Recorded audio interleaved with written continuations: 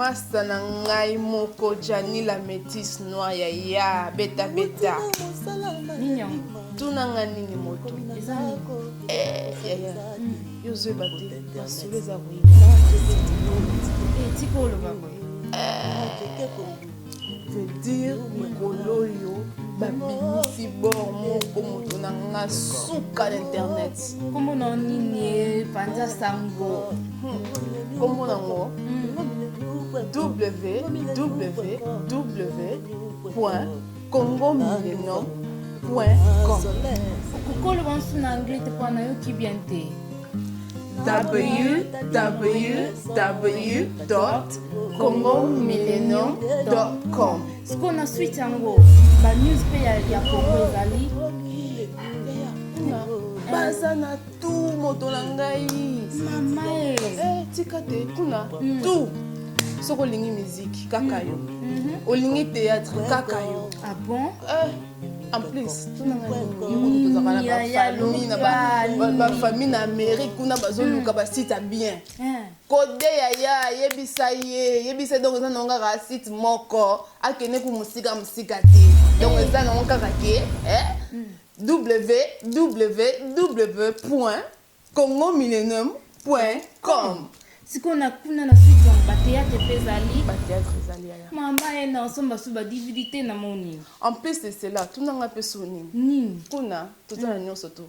Soko lingi pe o basela yo ba leaflet que o promoter netimo eloko no moko boye ozana business na yo. Na concert réseau ya te ya. Omoni masolo ngo, omoni yango ezana kaka Congo Millennium. Donc na benga bango keni na site kota tala ba numéro na bango ni soto eza kuna lelo naza ko benga lelo kaka benga bango ba ko sort you out. Donc makambo ngo ezali Congo Millennium .one. Na Yesu, Église ECM et Bengisi Biso Banso, na 3 jours de séminaire, au Babongisi Pona Biso. Thème et kozala bongo les héritiers de Dieu, ndekonangai yaka oyoka thème oyo les héritiers de Dieu oyo epesami bongo na apôtre Israël Shiso oya mboka États-Unis pe akozala bongo elongo na docteur Dieudonné Tukala ya mboka Angleterre. Papa mama kozanga te le 22 le 23 le 24 août mikolo misato ya pamba pesa yango na nkolo na yo yaka na ngonga 17h pe basukisi bongo na ngonga 21h30. papa na ngai tozanga te biso banso mokolo wana tokutana na la grâce Flecha Ensemble GFK Industrial State D44 A John Kennedy Bluebell na Dublin 12. papa na ngai mama na ngai kozanga te mpona contact tosengeli bongo kobenga na banimero oyo 089 97 73 573 089 40 70 298 089 972 84 08 085 211 17 46. ndeko na ngai kozanga te.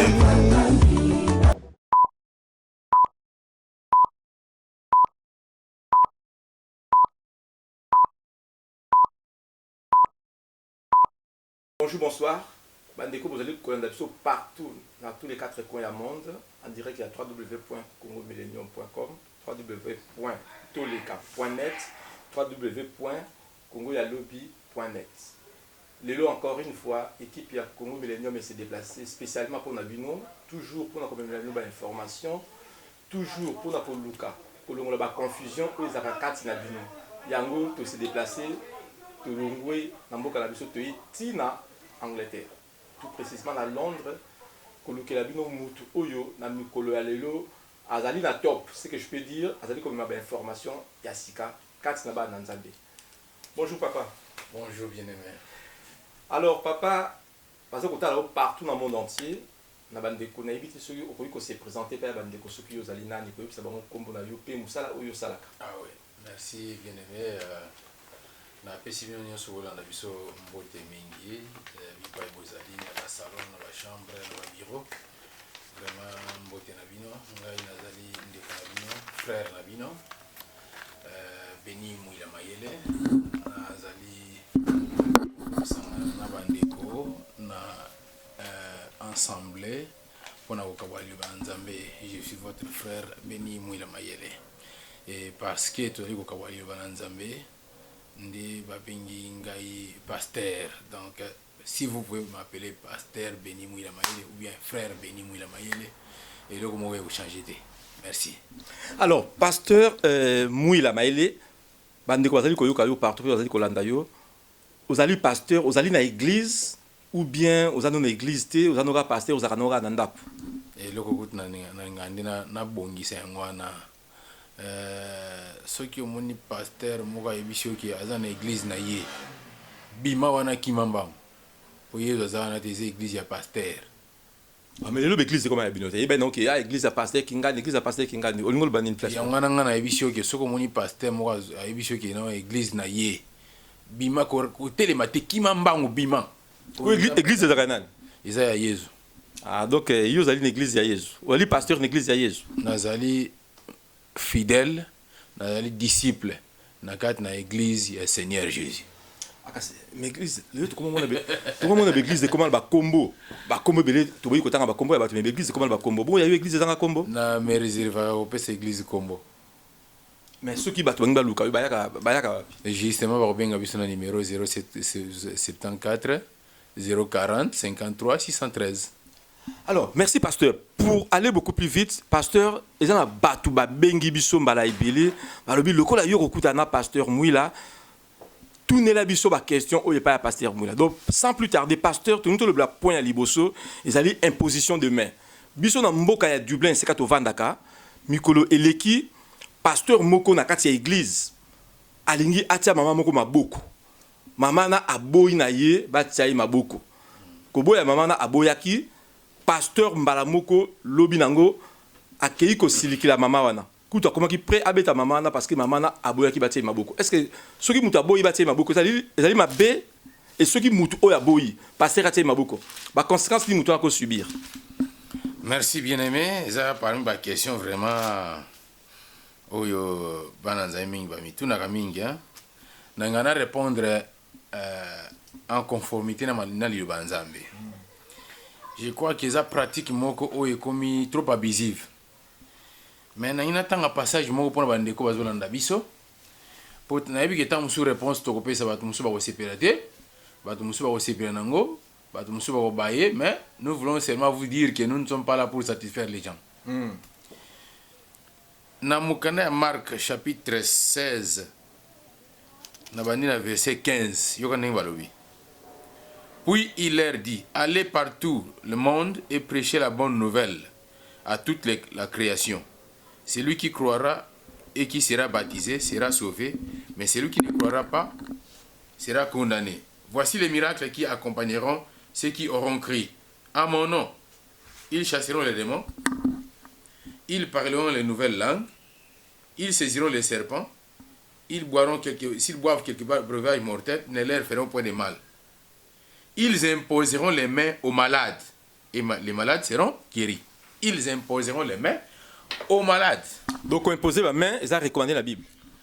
So, balobi, ils imposeront les mains aux malades. Ceux qui nous sont malades. Donc si vous avez maladie, tu n'as beaucoup de mes frères, ceux qui ont obéi à la question, on a retiré ma beaucoup pourquoi. Yo mo yebi sangana. Donc pasteur, raison moko kaka au pasteur à côté de mutu maboko, c'est ceux qui sont malades.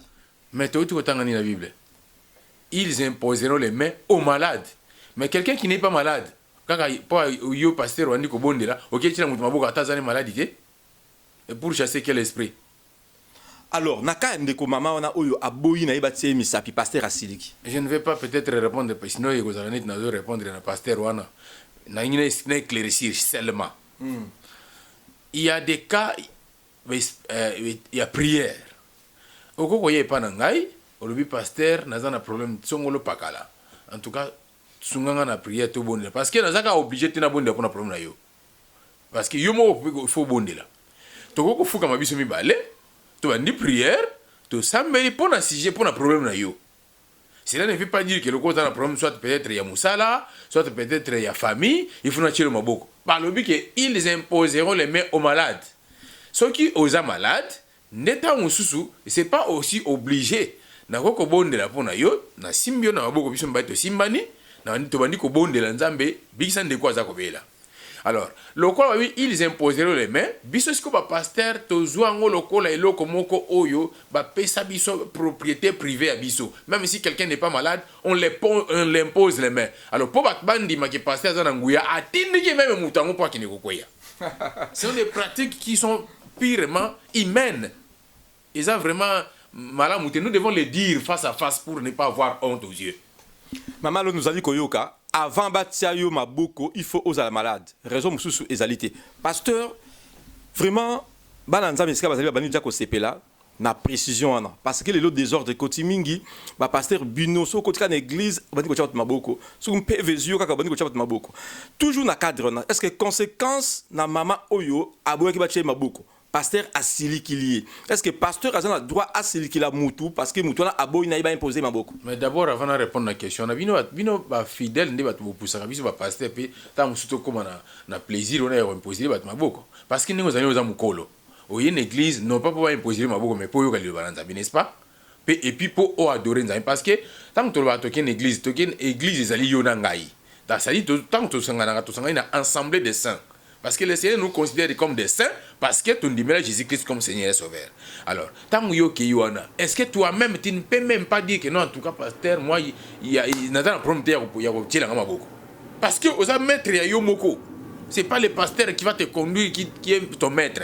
On a Zagina nous à titre de rappel. Deuxièmement, on a une question où tu es. J'aimerais que tant que vous échappez, vous reprendre aussi, s'il vous plaît. Donc, est-ce que mutu aboyi na ye batie maboko yo pasteur osiliki en benyango manque de respect maman a manqué respect parce que maman a aboyi ki na ye et tant maman a aboyi ki batie maboko ba maman mususu pe ba na kisu maman ba boyi pasteur atia bango maboko admettons yo ye pa na ngai na ina chelo maboko boyi na yo problème na ngeza o boyi na yo c'est fini et na ko silika siko po na rater nini. Ah, pour les cop, tu évites raison. En tout cas, pasteur, merci beaucoup. Bande ko bani dia ko sepela. Na problème il y a imposition de main. En tout cas, bande ko bayo qui pasteur ozaki très clair na likamwana. Pasteur, toujours tous na point mususu. Toujours na moka na biso ya Dublin. Likamuti ko sala tout récemment, pasteur azoko te na cher. Maté oya te yaki, ezali maté ya oyo ndeko moko à se rendre compte que maté ya oya ibisaki pasteur. Ndeko asala ki témoignage na ye pasteur azu maté ya na commis ayi côté ya na église ndeko na siliki akeko tomboka to ye ko condamner ndeko na te to pe ko condamner pasteur te parce que likambo lekeli ndenge ona. Alors likambo est provoqué likambo ezali quoi peut-être maté ya o benga prédication dirigée parce que na ba pasteur mi trop mona lelo oyo ki masolo ya bandimi oto ba pesa ki moi témoignage moko yo au commissaire maté ya sikoyo ndeko na asiliki tu éviter raison ndeko asiliki laki.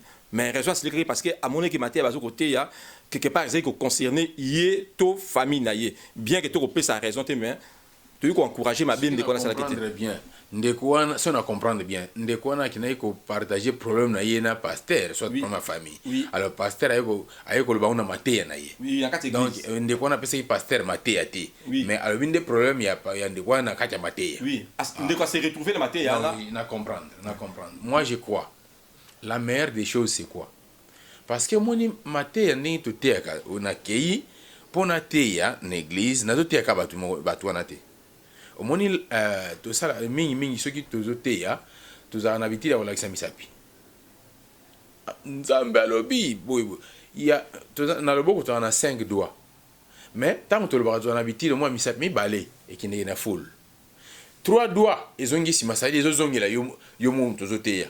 C'est pour te dire que makambo zo loba wana yo il faut appliquer ngo koleka kutu batu nyoso wana 3 doigts ezongeli yo mutu moko zoteya 2 doigts ekena full.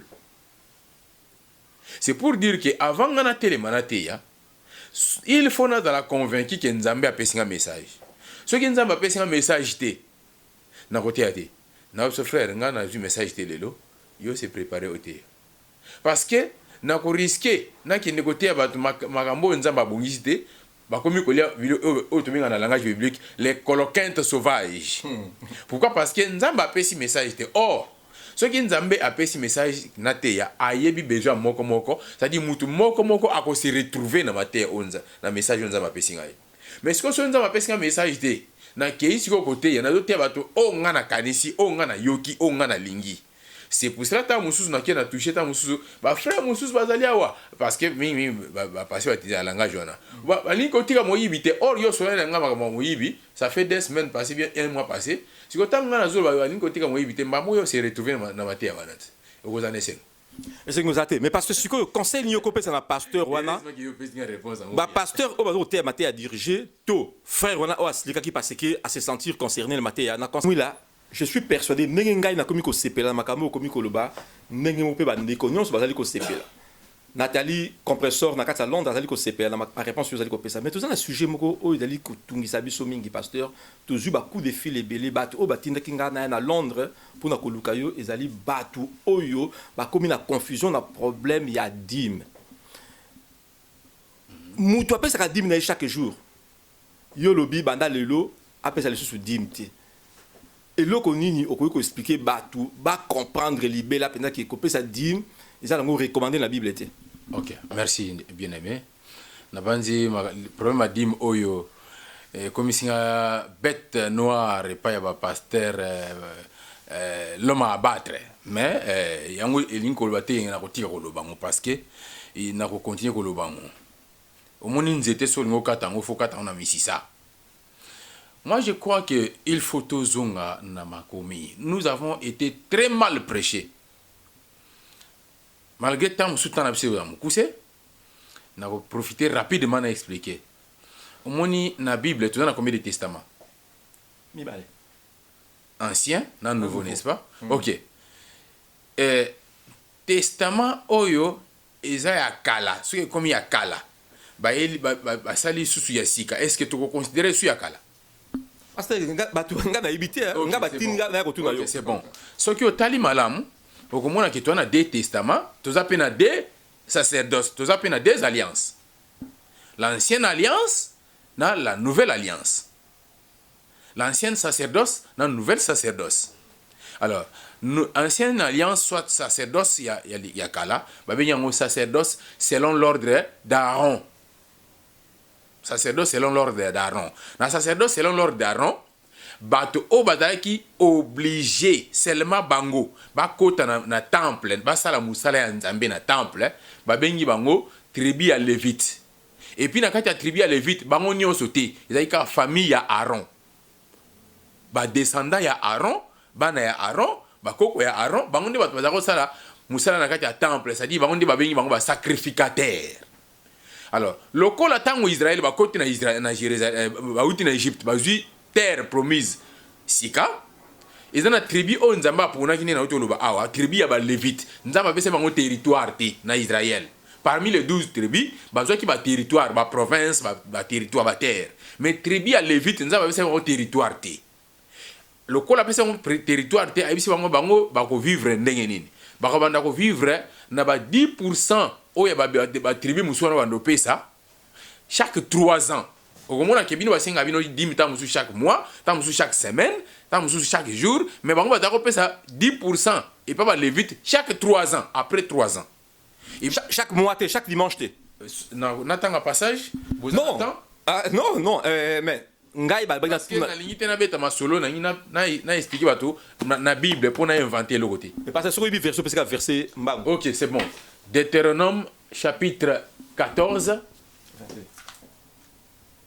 yom toujours na biso comment otanga ngo yomoko ce qui peut le comprendre te numéro nangi zawana benga n'importe où tu vas recevoir yo tu vas expliquer yo Deutéronome chapitre 14 banana verset 22 tina verset 28 mais na otanga na ko expliquer ka verset 22 tango otanga ngo comprendre ba lo bibo nzamba zo bisa bana Israël les 11 tribus abi après 3 ans au kamata 10% ya revenu na yo ezaba fruit ezaba ndunda ezaba nyama bokena ngoti esika onzambe po akumisa aponi po bokumisa kombo na ye kuna bokene ko liango yo na famille na yo alobite ke bokene ko pesa kuna abi bokene ko liango yo na famille na yo kuna esika oyo nzambe aponi mpona kokumisa kombo ne alors na ntango ya bana Israel esika oyo ezalaki temple ezalaki bazala kokende ezalaki na Jérusalem bazala kokende kuna 3 fois par an.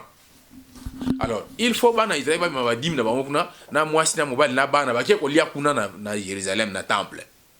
Après 3 ans ba levite ba koleka na chaque porte ndako bana Israel ba kamata 10% ya revenu na bango ba biloko ba buki pendant 3 ans 10% na ba cheli bosa na porte ndako ba levite ba koleka ba zui parti na bango ba orphelin ba leki ba zui parti na bango ba veuve ba zui parti na bango ba étranger ba zui parti na bango. Alors maintenant siko o ba levite ba zui na tour na bango ba kolongola pe sous 10% ba kena ngona temple sika o bande kuna ba sacrificateur bazali kuna nde ba ko pesa ngona temple 10% wana pasteur le na église ba levite bazate mais yo na nga to ba congolais ba levite bazaka na Israël to za ba levite ndenge ni donc ba pasteur ba ke donc bango ba levite bino ba levite bino pasteur na banzi nga na za na ekolo na nga na Congo n'est-ce pas na peso ekolo na nga te na ngiko pesa ngote pona wana za makambo ya ekolo to le bla makambo ya église en général na za congolais OK naza congolais yo poza congolais na kati ya Congo muto mutaza na ekolo na ye na kati ya Congo ba levite ba yate même est-ce que yo somona école na tous les 430 ceux qui 50 ethnies à Congo l'école ba levite ezala donc cela veut dire ko futa di mais ko futa maté non na tuni na liboso est-ce que na Congo école ba bengi ba levite ezala exacté. OK ce qui exacté ça dit pour votre information ba levite ezala école o ezala na Israël bazala na Israël ba ndeko bozali koyoka na Congo biso ba congolais ba levite bazalité mutu afuta ka dime face à mutu attribué à Lévi. Donc ça dire que ba levite bango ba levite bazao ki ne ko futa ko pesa 10% dim na bango na temple et sika ba sacrificateur bazalaki ceux qui pasteur na biso ki ya za levite donc yende mutu ki ne tika temple dim na temple ba pasteur futa ka dim ceux qui pasteur alobi ki ya za levite parce que biso ba pasteur to biso bino ngoni biso to ba levite boye la biso dim ceux qui ba pasteur baza ba levite donc bango ne ba ki ne tika dim na temple parce que même ba peuple bazako pesa dim na temple ti bazako tika 10% na liboso ndaku ba levite ba kieko zwa ba levite bango moko te ba levite ba zui ba pauvre ba zui ba orphelin ba zui ba étranger pe ba zui 10% wana bazako tika na ba porte ndako alors ba levite o bango ba kozwa na pas na ba porte ndaka bato o bango ba kozwa ba ko kamata 10% na o bango ba kozwa ba kieko tika na temple donc ceux qui va biso ke yaka ko pesa dim yo za peuple bazako pesa dim na temple te ben président qui ça dim et pas lévite alors ceux qui pasteur avec il y a ça lévite donc il y a qui ne tika dim na temple donc bino ba pasteur ba makambo au lieu ba ngomba pesa dim tangi passage wana ngam na pesa réponse te bible pesa réponse Deutéronome 14 oui si qu'on a le pasteur makambo yo ezali très confus na vie ya bandimi lelo l'église mingi lelo pasteur ezoko kabwana pona makambwana bato bazana posa ko pesa peut-être que là fallu bien changer combo bato pesa bon bongo mais le fait que bato bazali ko pesa dime bible ezobla besoin ndenge mususu bino comme ça makambwana ndenge mususu mais ce que conseil ni yoko pesa na ba pasteur oyo bazo continuer ko senga dime na ba église na ko pesa d'abord conseil liboso na ba frère na ba fidèle kolinga te ngai pasteur na yeka na verset na nga na bandiko te yo zano na bible te ondimi kaka onga na ebisi bino yango muntu benga bino bandimi parce que un mondimi atana kosi akondima lokuta na nga atana bi vérité akondima lokuta na parce que aza mondimi andima kaka il faut lire la bible tanga bible yo moko zala na bible na yo ozo vérifier atanga pasteur na ye na ye côté yo o vérifier version na pesio yo moko tangango o comprendre molimo mo santo ako peso ma yele po o comprendre ngo parce que to zana limite ne to te to zana limite mais le meilleur prédicateur c'est le Saint-Esprit alors yami balé na kozonga pa ba pasteur o ba vanda na likola ba dim parce que bango ba ko mo ba kinga na telemela ba dim oui na zana singo ya ko yoga na telemela ba dim parce que bango ba vandeli ngo trop ngana telemela na ngango. Mes frères, ceux qui peut-être aux kanisa ke nzambe akopesa yo okozwa moyen te soko zui dimité mais tu te trompes soko ça la nzambe ye mutaza patron na yo il y a ça plusieurs manières de futa yo mais passez moi bongo Malachie 3:10 OK c'est bon Malachie 3:10 robini yo yebisa yo mutopesi nga mais va dire apportez vos dîmes et vos offrandes à la maison du trésor à la maison du trésor pour ba écluse de cieux fungamela OK c'est bon merci à la maison du trésor ndenge ba yebisa kimi za nini qu'est-ce église. Comment l'église est comme la maison du trésor? Tous les exemples, tous on a cadre mot politique. Maison il y a trésor, il y a Mamouko tu vas des années. Ministère il y a finance. N'est-ce pas? Oui, c'est ça. Ok. Il y a une maison de trésor. Si on a une église, il n'y a qu'à dire que comme une maison du trésor. Donc cela veut dire que ni fois on a On peut une explication d'information dans la question de parce que tant le Malachi sur le chapitre 3 verset 10. Balobi Malachi azo yebisa. So temps mukana Malachi azo reproché peuple à Israël, azo reproché ba lévite, azo reproché na ba sacrificateur. Alors tant azo ba qui a apporté à la maison du trésor toutes les dîmes. Yebisa na verset to ko tanga ba nani ba tako ba dîme na temple. Ba pasteur. Ba sacrifice ba lévite ba pasteur ti. Na verset à Deutéronome. Ba to qui na dîme na temple, ezaki ba lévite. Bah qui peut pas sacrificateur. Alors maintenant ce que tant Malachi azo ba qui apporter à la maison du trésor toutes vos dîmes. Est-ce que ça peuple? Parce que peuple azako ma dîme na temple ti. Peuple azako tia dîme na liboso ndak ba lévite ba zui, ba frère ba zui, ba étranger ba zui, ba veuve ba zui. Bah les vite on va qu'on en parle na bango ndé bazako me na temple. Alors si quand Malachi azo ba qui apporter toutes vos dîmes à la maison du trésor. Ce qui maison du trésor ils en a temple. Donc bah les vite bazako me dîme na maison du trésor. Donc les autres ko benga ba qui ba pasteur ba faut pas me dire mais kuna. Non nazo kende kuna ba pasteur parce que bazaba les vite ba les vite bazaki ba pasteur ti. Bah les vite bazaki ba pasteur ti. Au contraire, bah toi bazaki ba passer bazaki ça musala na kati ya temple bazaki ba sacrificateur. Raison pour laquelle maison du trésor ils ont même temple ils ont magasin moko na kati ya temple ya Jérusalem et si ko bazako cha biloko dépôt ici ko bazako cha biloko ya temple ba biloko kolia ba mabaya ba bois d'acacia biloko nyonso ils ont trésor ya temple ba bien yango maison du trésor parce qu'ils ont un trésor ya temple. Alors Israël baza peuple moko bazako vivre na ba loi ya Nzambe na ba commandement ya Nzambe tango ba uti déportation à Babylone ba jeune ou ba yaki ba Malachi. Alors ba yeba kité ndenge ya ko appliquer ba loi ya Nzambe na terre promise. C'est pour ça Nzambe a frappé ki bango, a frappé ki mboka na sécheresse. Alors maintenant sikoyo ba lévite bakota ina bakona na sa kuluka vina bango même ba sacrificateur ba négliger ki temple et peuple le quoi ba kité qu'il fallait honorer le Nzambe na ko pesa ka ba lévite les 10% de leurs revenus après 3 ans Nzamba frappé ki msiko mboka na sécheresse tant frappé na sécheresse parce que ko lela maintenant ce que Nzamba ko tinda Malachi comme prophète un jeune prophète alors bi kende ko yebisa peuple boy kende ko yebisa ba lévite boy kende ko yebisa ba sacrificateur boy. Alors, va mettre à l'épreuve. Va comment ceux qui n'ont pas la vanille, ça n'a pas pour nous la bénédiction. Parce que moi, il y a une sécheresse. Alors maintenant, peuple va dire qu'on appliquer sur la loi, parce qu'il y a une loi sociale, hein, pour associer le peuple. La loi, il y a 10% on n'a pas porte, pour les vite parce qu'il y a une revenité. Alors, les vite pétants va dire qu'on soit, on va dire qu'on est dans le temple pour et ils engagent et va sacrifier et on va négliger le temple. Besoin de temple parce que provision comme ça. Nzambe a bénir mboka na bango. Cela ne veut pas dire que le kola nzamba loi qui na période ba Malachi, biso pe comme c'était une loi faut appliquer. Nous ne sommes pas des lévites. Biso to ba lévite. Au contraire, na Rwanda ba comment bazaki ba sacrificateur ezali kaka tribu ya lévite et puis ba famille ya Aaron.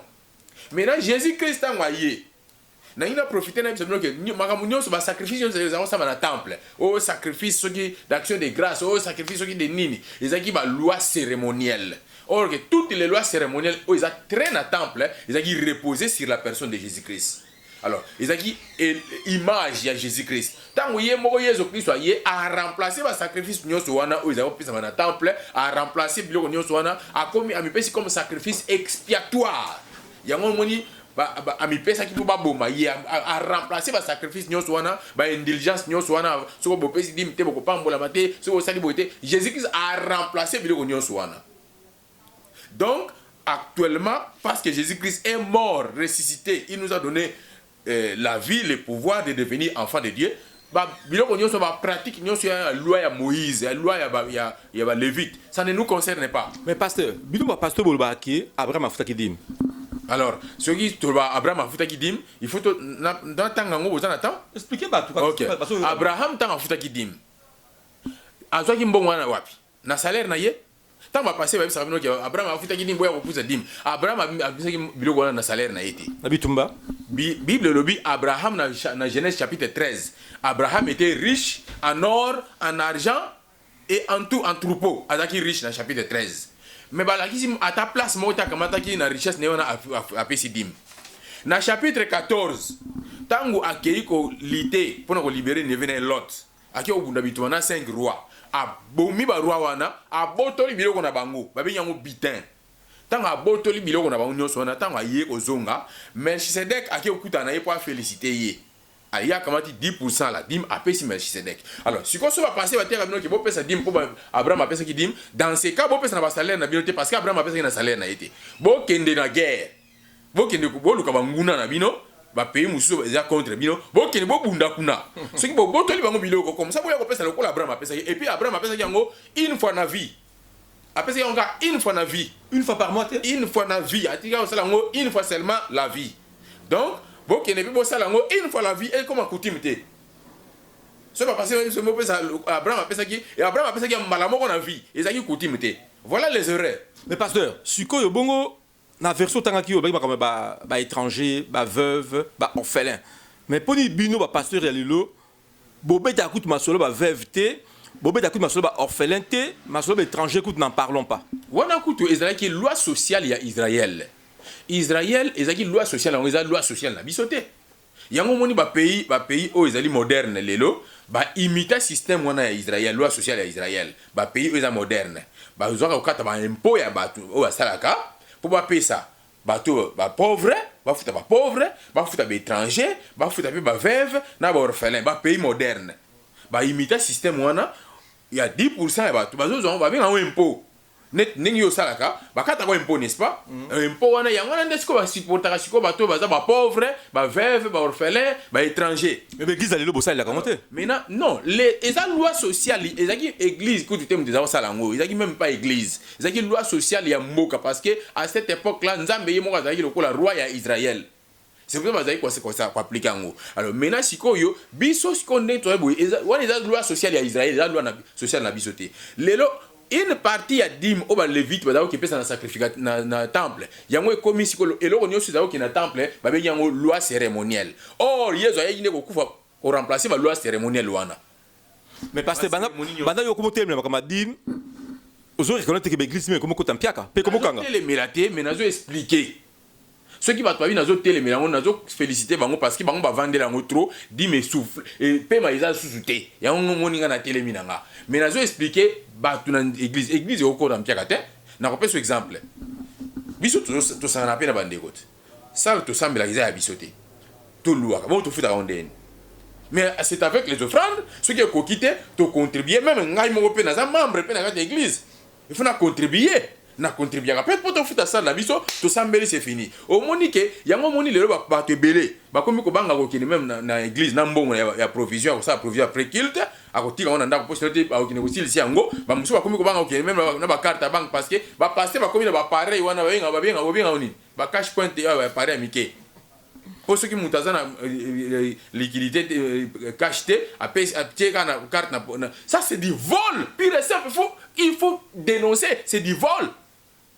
Comment écoutez peuple faut to la muka banda ko pesa dim na tuna na yomba e bisa bino o pesa dim posa ni o pambola mat n'est-ce pas ba passer boter ambition ngwa bo pesa po bo pambola siko yo yebi muto azara pauvre pambola ma po azara pesa dim yo yebi ceux qui va pambola ba comme riche pour ko pesa dim Bill Gates na sira ya suna église c'était parce que comme riche sans qu'il a pesa dim même ba petio bazo beta ba bale ba bekamba na banane ba comme ba riche sans qu'il a pesa ba dim. C'est-à-dire, dîme ezali synonyme ya kopambola maté. Soko lingo koma riche na mayele o nzamba pesio na musala nzamba pesio. Ta mayele na yo, multiplie tes efforts, tu deviendras riche. Peut-être ceux qui ont comme riche, même tes enfants deviendront riches. Mais toi qui n'as pas non pas pour nzamba pambola biso pour te comme riche, tu n'as pas pour te préparer éternité na biso vie éternelle. Et ces pasteurs qui viendra vous prêcher non bon pesa dime bon na landa qui passer muso lobi bon pesa bolanda maté wana te ba tuana baza antichrist parce que ba comme coller sur quoi ba antichrist nzamba ko pambola bino bon pesa tala mwasi wana oyo yambaki mosala nzambe Élysée na ndako na ye nzamba pambola ki est-ce que mwasi wana tanga yambaki Élysée pesa ki dim temwila makamu mingi o uti koloba awa bandeko balandi biso pe ba comprendre. Mais ezalaki mingi dans l'Ancien Testament. Est-ce que vous avez un verset moko ya Nouveau Testament pour la communication ko éclairer bandeko? Yango no moni que même ba pasteur tant ba terre bino. baza na verset moko te oyo bakopesa bino oyo koconvaincre bino oyo baapôtre ya Yesu ou bien Yesu ye moko ayebisaki bato baya kopesa badimi soit bakende epesa baapôtre na ye eza te. Au contraire, apôtre Paul azo expliqué bien na mukanda hébreu. Na mukanda hébreu otanga partir à chapitre 4 mobimba nango comprendre, chapitre 5 mobimba nango comprendre, chapitre 6 chapitre 7 okomona ke apôtre Paul confusion obiso za nango ba chrétien juif oya tango wana bazaki na confusion ana. Alors apôtre Paul a expliqué bango mais passage moko te na Nouveau Testament o ezali kotalisa ke Jésus Christ a etindaki bato bisengaki bato bapesa dîme ba pasteur bakangama mingi na Matthieu chapitre 23 verset 23. Or na Matthieu chapitre 23 verset 23 Jésus Christ a reproché ba pharisiens bazalaki beaucoup trop attachés na ba loi de Moïse. Yanga Yesu sobabi bino kaka elo boyebika kosenga ba dîme ya menthe ya cumin na ya aneth. Mais besoin négliger, s'il vous plaît, ma papa, besoin négliger, oh, il est très important. Ce qui vous permettre, parce que tant toi, mingité, ce que tu as dans Matthieu chapitre 23, verset 23, avec votre permission, ce qui pendant une minute n'a pas autant en haut. Vous allez comprendre. Soit yo m'open de autant en a, nanda kuna yo. Matthieu chapitre 23, verset 23. Oh, bah, pasteur, bah, tant y va, il s'est rabino qui est, t'as la yézo, le billet, ma madim. Mais n'a y a tant ensemble pour te comprendre. Et alors, pour comprendre bien, dans le chapitre 23, on a le verset 1, tu comprends. Mais on attend le 23, verset 23. Dans le verset 23, on dit malheur à vous, scribes et pharisiens, hypocrites, parce que vous payez la dîme de la menthe, de la nette et du cumin, et vous laissez ce qui est plus important dans la loi. Voilà. Jésus, c'est un pharisien, un scribe, un pharisien, un scribe, vous avez bisoté? Abi malheur à vous parce que bozo futa dim ya menthe ya cumin na ya aneth. Est-ce que menthe cumin na aneth est bon? Ils ont pas fruits amers. Ils ont pas nzete ya matiti ya bololo. Ou ba zay ko pesa dim ba pharisien pour ba nda oliabi bozo pesenga ba to pesa ba dim ya menthe ya cumin na aneth. Mais bozo tika o ezali kutu plus important ou dans la loi. C'est-à-dire dim ezali na la loi. Bazon exécute est très important. Très important, c'est quoi? L'amour du prochain, la fraternité chrétienne. Bazon négligeant go. Mais bazon tel mais la carte dim. Y'a même pas pasteur pe lelo ba adapta ba pharisien. Mais pasteur Moula, tant on dit mais en foutama, est-ce que dit mais ça qui financière? Non, nulle part autant la Bible tu appelles si dim mbongo. Jamais. Voilà où tu as si j'ai mbongo, l'argent monnaie n'a pas été créé par Dieu. Même lorsque les pasteurs vous disent que l'or appartient à Dieu, l'or et l'argent appartiennent à Dieu. L'or et l'argent, ils appartiennent à Dieu, mais ce n'est pas l'argent monnaie.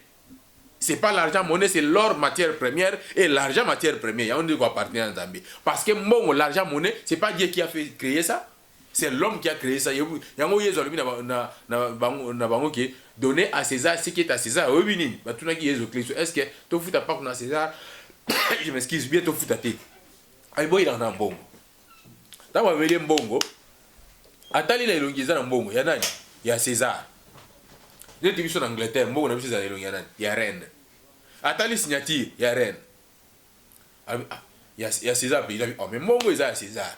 Signature paye à César. Donc, rendez à César ce qui est à César. Il dit verbe rendre, il dit kozongi ngisat. Na lingala. Parce que dans le français compliqué abiso. Babi rendez à César, verbe rendre.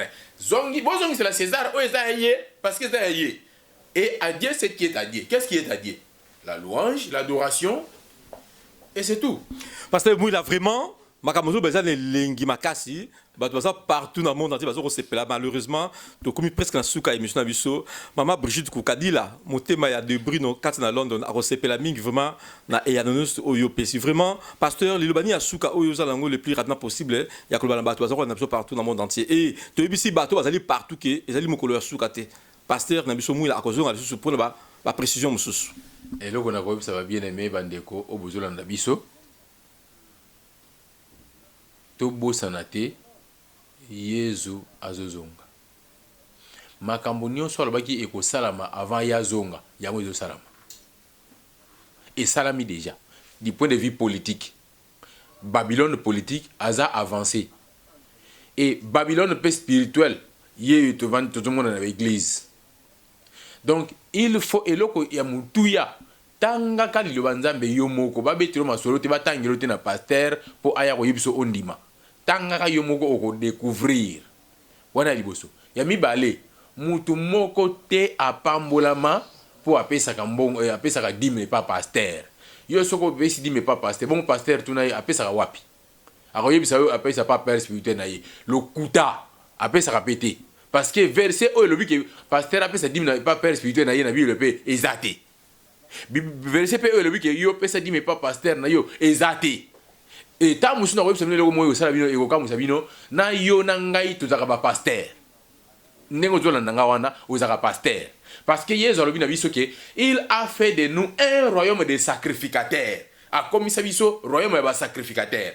alors ba sacrificateur bazaba nani bato bazako sala na kati ya temple dans l'Ancien Testament Yesu tanga ye a longoli bisilisi mebeko na bangwana a commis si yo na ngai oto nimela Yesu Christ comme ko tipe wikisi ba sacrificateur est-ce que yo muto za sacrificateur ngana za sacrificateur au mona wapi sacrificateur qui ne pesa dim a pesa wa parce que ba levite bazako pesa ba sacrificateur. Est-ce que vous comprenez nga donc na nyo comprendre nga il faut comprendre malamu te numéro nanga ba kopesa yo tout ça wana benga nga na ko expliquer ngo ata si photo sur la truc comédien na ko expliquer yo mais na yebi ke ko pesa ba pasteur kanda cher pasteur ko silikate po nzamba ko boma yote ko kufa pe na nzala te soko ti ko senga dim parce que za na loi Moïse ils ont la grâce te biso to na temps ya grâce toi sur na temps ya loi te ce qui peut-être au sengi dim alors yebi se ba ya ko se ba ya ko pesa ba sacrifice yebi se pe ke ba moi si o za na période akota pe na église te parce que za na kata mibeko wana ya temple yo nyonso wana ozokipete kaka oyo adimi nde yango ozokipe oza rang ndeko na nga me na lingi yo na bolingo ya nzambe napesi yo conseil so osali yango nzambe akobosana te komona bokonzi ya likolo. Pasteur Moula, merci beaucoup nete soza na mbota kopesa bandeko bazolanda biso napesi bandeko nyonso bouti Irlande bandeko nyonso Irlande na baoyo nayebi na baoyo nayebi te mboti nzambe apambola bino mingi na baoyo nyonso bazoyoka kanda na message na biso nga nalingi bino mingi boza bandeko na bolinga te boza bandeko na biso topesi bino mbote mingi kimia na nzambe eza na bino un jour nzambe akosala grâce toya na Irlande tokomonanaka un jour. Merci, bye bye. Merci beaucoup. C'était vraiment votre frère Land Vanga, accompagné de Ricky Dibenzi, na caméra. Topesi bino mbote mingi to sepeli mingi bandeko. Bolanda biso na toleka.net, na Congo ya lobby.net pour kuta biso. Bon courage à Luc Vijo, na Katia Tala, Peter Bazei, Jean Bosco Lubaki, ya bino émission yango yo. Ciao ciao. Salama lelima, nakomina nako biloko kosaleza te na kota internet. Na cheke Congo, Congo Millennium, na cheke Congo, Congo Millennium.com, Congo, Congo Millennium.com, Congo, Congo Millennium.com, Congo Millennium.com, Congo Millennium.com, Congo Millennium.com, Congo Millennium.com. Namuna landu vangu, namuna sole manditida. Namuna Nathalie na compressor na kati ya Congo Millennium, Congo Millennium, Congo, Congo Millennium, Congo Millennium, City ya makasi, Congo Millennium.com,